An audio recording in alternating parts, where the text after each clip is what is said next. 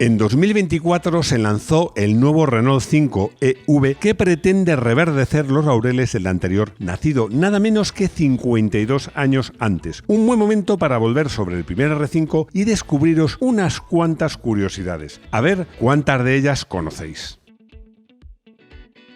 Bienvenidos a Garaje Hermético. Enciérrate con nosotros.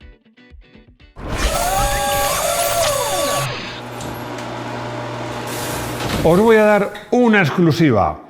El protagonista de nuestro coche del día es nuestro enviado especial, Juan Ochoa. Hoy mismo hemos grabado un vídeo sobre coches cuyos diseños son remakes o copias de coches antiguos. Hoy mismo, coincidencias. Bueno, y es que el nuevo R5 es uno de ellos. La verdad es que el trabajo que ha hecho el diseñador del nuevo R5, que es Gilles Vidal, es muy bueno, pero la verdad es que partía de un trabajo muy bueno del diseñador del primer R5, que era Michel Bouet. Quiero llamar la atención sobre una diferencia. Es que el señor Bouet, que además parece un poco anónimo, hizo un diseño fantástico. Hizo un diseño fantástico, atrevido e innovador, incorporando cosas que luego han incorporado todos los coches, como los paragolpes de fibras. Mientras, ¿qué ha hecho Vidal? Bueno, lo que ha hecho Vidal es recrear un modelo antiguo y modernizarle. Así que la pregunta que os hago, la he hecho en otras ocasiones, es ¿no será que faltan ideas a los diseñadores? Pues parece que sí, porque estos remakes, o como lo queréis llamar, son cada vez más habituales. Renault ya lo ha hecho con su 5, anuncia que lo va a hacer con el Renault 4, por supuestos eléctricos. Yo les reto a ver si se atreven con el Renault 6, no creo que lo veamos. Lo cierto es que Luca de Meo, que es el superjefe de Renault, y Renault están haciendo un buen trabajo, aunque francamente yo echo de menos que no exista uno de estos nuevos Renault 5, no digo convencional, pero por lo menos híbrido, un coche que realmente serviría para todo. Por cierto, que antes de seguir me he acordado que yo he tenido dos R5, estaba encantado con ellos, y los dos de competición. Ahora es que me he acordado, pero sigo con el vídeo, porque lo que sí dice Luca de Meo es que el nuevo R5, una de las cosas que son iguales que el modelo anterior, es que es un coche muy asequible. ¿Esto es verdad o es mentira? Vamos a hacer unos números y vamos a verlo. Precio en meses. Para ver si un coche es caro o barato, no se puede ver por el precio. Hay otra forma de calcularlo mucho más precisa, que es en meses de trabajo. Seguro que lo entendéis. Vamos a ver cuánto costaba de verdad un Renault 5 de los primeros, el de 1972, que en España se lanzó más o menos en 1976. Ese año, un Renault 5 básico, el 950, que evidentemente tenía menos equipamiento que el de ahora, costaba en euros, se vendían pesetas, claro, pero traducidos a euros serían 1.135,45 euros. Ojalá costase eso ahora, ¿no? El salario mínimo, prorrateando, porque era de 14 pagas, prorrateando a 12 meses, era de 72 euros al mes. Luego, un trabajador que ganase el salario mínimo y dedicara todo su salario exclusivamente a pagar el coche, necesitaría 15 meses para comprar ese coche. Nos vamos al modelo actual. Según las tarifas que he consultado de la propia Renault, el precio de tarifa del nuevo R5 Electric Vehicle EV es de 28.700 euros y el salario mínimo de España, que por cierto se acaba de subir ahora mismo, es de 1.184. No te rías, Rodrigo, que no voy a entrar en temas políticos, ya lo sabes, así que no te rías. Pero bueno, se acaba de subir a 1.184, también en 14 pagas, con lo cual, si lo prorrateas, es 1.381 euros al mes. Así que, si hacemos esa limpia división, resulta que ahora, para comprarte un R5 dedicando, si ganas el salario mínimo, todo tu dinero al coche, necesitarías 21 meses. La conclusión para mí es sencilla. No es tan asequible como lo fue el primer R5. Es un 25% más caro. Que los coches han subido y mucho, eso lo sabemos todos. Vamos para atrás. ¡Viva el eléctrico! Bueno, esto es un eufemismo, porque es la disculpa para subir los coches eléctricos y todos los demás. ¿Las conocías? Volvemos al primer R5, un coche supuestamente muy conocido por todos. ¿Seguro? A ver, te voy a traer 10 curiosidades, a ver si las conoces todas, algunas seguro que conoces. Un simple R4. Pues sí, aunque lo veas tan bonito y tan moderno en su momento, debajo de esa cara bonita se esconde, ni más ni menos, que la plataforma de un R4, un coche lanzado en 1961, con el motor en línea, por detrás de eje delantero, tracción delantera y suspensión por barra de torsión. Ya hablaremos de esta suspensión. Sus rivales, como el Fiat Seat 127, ya usaban motor transversal, lo que mejoraba la habitabilidad, que nunca fue uno de los puntos fuertes del R5. Cambio en el salpicadero. Tan derivado era del R4 que el R5 inicialmente tenía, como el R4 o como el R6, la palanca de cambios en el salpicadero, que era una barra que accionaba el cambio pasando por encima del motor. Se pensó que no tenía mucho sentido diseñar una serie de reenvíos complicados, proclives a tomar holgura, pero lo que sucede es que si pretendías que tu coche tuviese unas mínimas pretensiones deportivas, el cambio deviene en el piso y finalmente adoptó esa posición. Más corto por un lado que por otro. Dije que íbamos a hablar de las suspensiones, que eran de barras de torsión. Las traseras eran de lo que se llama rueda tirada, para entendernos como un basculante, como el de una moto, y llevaban la barra de torsión transversales por toda la anchura del coche, a lo largo de toda la anchura del coche, una detrás de otra. Por eso la distancia entre ejes era de 2.405 milímetros por el lado izquierdo y 2.435 milímetros en el derecho, 3 centímetros de diferencia. Desde luego, no lo notabas ni a simple vista, ni por supuesto conduciendo el coche. Proyecto 122. El R5 nace como proyecto 122 de un coche casi deportivo, con una luna trasera muy tendida. Este diseño aportaba ya algunas señas de identidad del coche, como los faros cuadrados e integrados y una gran superficie acristalada, pero curiosamente llevaba los paragolpes convencionales de acero niquelado. Paragolpes urbanos. Una de las premisas que tuvo Michel Bouet al diseñar el R5 era que debía ser un coche muy práctico para la ciudad, y su diseñador pensó que los paragolpes convencionales, aparte de alargar el coche, eran un parche y no protegían nada, pues los propios golpes deterioraban los propios paragolpes. Así que diseñó unos de fibra muy envolvente que eran de color gris, no del color de la carrocería, con lo cual resistían bien los golpes y los rozones. Quizás fue la mayor aportación estética, desde luego, y de diseño de la carrocería de R5. Luego se comenzó con eso, que yo me acuerdo de las publicidades que decía, paragolpes pintados con el tono de la carrocería. Y este tipo de paragolpes pues perdieron su eficacia porque al menor rozón se arañaban y se notaba mucho. Hubo un R5 automático. Una de las versiones más desconocidas y que yo no recuerdo que llegase a España más que quizás por encargo. Fue el automático con un motor 1.3 litros de 55 caballos y equipamiento muy completo, con el característico techo de vinilo típico de los coches con pretensiones de coche lujoso de esa época. Superventas. Que yo sepa, este récord permanece imbatido y yo creo que va a permanecer imbatido. Y es que el Renault 5 ocupó el primer puesto en las listas de ventas durante 10 años consecutivos en Francia, entre 1974 y 1983, algo que hoy me parece impensable. La versión de más éxito fue no la básica del todo, sino la siguiente, que era la TL, que casi eran el 80% de las ventas. Millonario en España. En total se fabricaron más de 5 millones de Renault 5 en el mundo, pero 1 millón de ellos se fabricaron en España, en la planta de Valladolid, donde por cierto continúa estando una fábrica de Renault. Durante todo el tiempo que estuvo en producción se fabricaron en España, como digo, 1 millón de unidades. Compuertas correderas.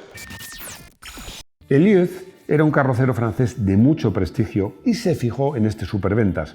Presentó una de las variantes de R5 menos conocidas, la denominada Super Van 5. Es que mi francés es un poco deficiente. Con 5 puertas, pero con la curiosidad de que las puertas traseras eran correderas, no articuladas.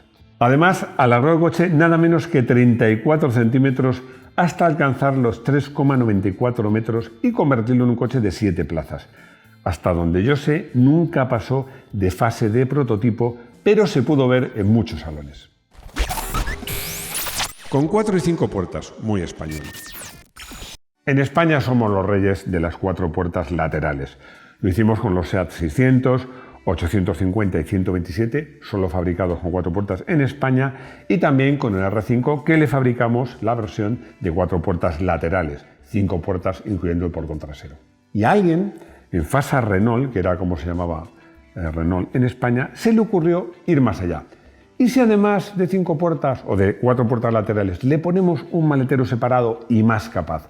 Y así nace el R7, que se decía R7 con número o Renault 7 con letra, pero siempre con 4 puertas, maletero separado y, curiosamente, paragolpes convencionales. Yo creo que el motivo de utilizar paragolpes convencionales es que era mucho más sencillo poner unos paragolpes que diseñar un paragolpes de fibra envolvente para un diseño que se iban a fabricar relativamente pocas unidades.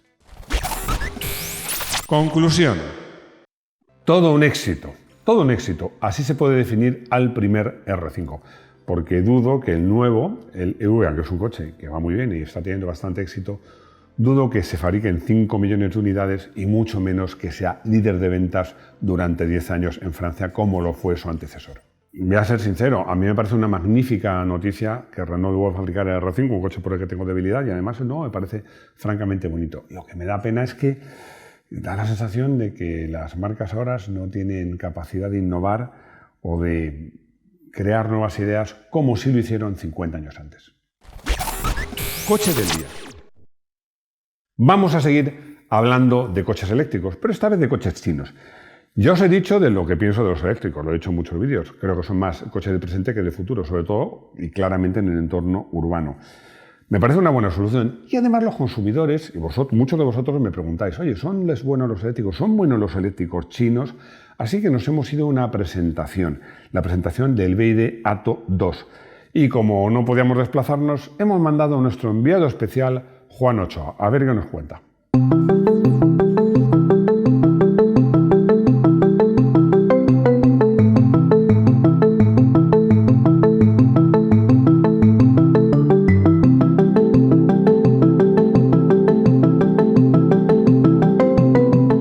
Estamos en la presentación del nuevo BYD Atto 2, que es un coche, la verdad, que se presenta como un SUV del segmento B, o sea, un coche todavía compacto, urbano, pero yo creo que es una mezcla entre urbano e interurbano, porque al final son 4,31 de largo, o sea, que no es un tamaño tan compacto. El concepto de este coche es que es un equilibrio, que es un término medio, que sí, que es para el día a día, por supuesto, que es para de la ciudad ir al extrarradio y poco más. Tiene una batería de 45 kilovatios que no es ni grande ni pequeña. Yo creo que es eso, ese equilibrio. Al final no deja de ser un Atto 2. Quizás para mí sería un Atto 2,5, porque es un Atto 2 grandecito. Es un coche ante todo urbano, funcional, lógico, súper suave, súper equilibrado, tecnológicamente va a la última, tiene de todo, ¿eh? Y yo creo que al final el trabajo que se está haciendo en este tipo de plataformas es toda la innovación, toda la tecnología, toda esa batería Blade, toda esa integración que tiene en el chasis y cómo favorece y cómo hace que esto al final sea un coche robusto, sólido, pero cómodo, silencioso e, insisto, funcional. El precio de este BYD Atto 2 va de la horquilla de los 28 y pico a los 30 y poco, sí, con esa batería intermedia de 45 kilovatios, y es un precio al final sin ninguna subvención, sin trampa ni subvención. Creo que tiene un precio bastante correcto. Al final BYD busca ese equilibrio, ¿no?, en estar, en tener presencia y en formar parte de nuestro día a día. Tiene un detalle de acabados interior bastante alto para el nivel de coche, un nivel de equipamiento, cámara 360, todas las ayudas a la conducción, o sea,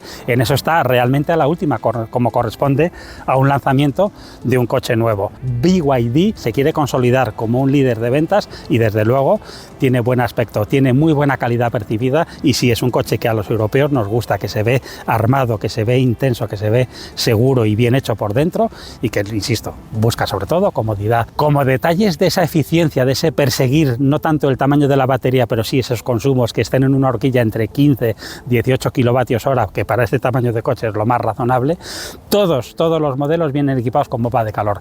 Hoy hace un día que estamos entre 12 y 13 grados, pero ya sabéis que cuando nos acercamos a los 0 grados estos coches consumen hasta un 20% más solo por mantenerlos calentitos, y BYD cuenta con la tecnología de bomba de calor para que esos días fríos tampoco se nos dispare el consumo. El maletero de 400 litros es muy razonable, está muy bien, está dimensionado, tiene unas formas muy compactas, y para un SUV de corte urbano, extraurbano, tenemos de sobra para la compra, para irnos de viaje viaje si queremos algún día y para ir hasta 4 ocupantes cómodamente sentados. Sí, habrá que parar para recargar y habrá que tardar un poquito más porque su nivel, su velocidad de carga no es de las más altas, pero al final insistimos, esto no deja de ser un coche eléctrico eminentemente urbano, funcional y práctico. Considero que es un coche que podría ser perfectamente el coche del día. Lo dejo a tu consideración, Máximo. Chao, garajistas.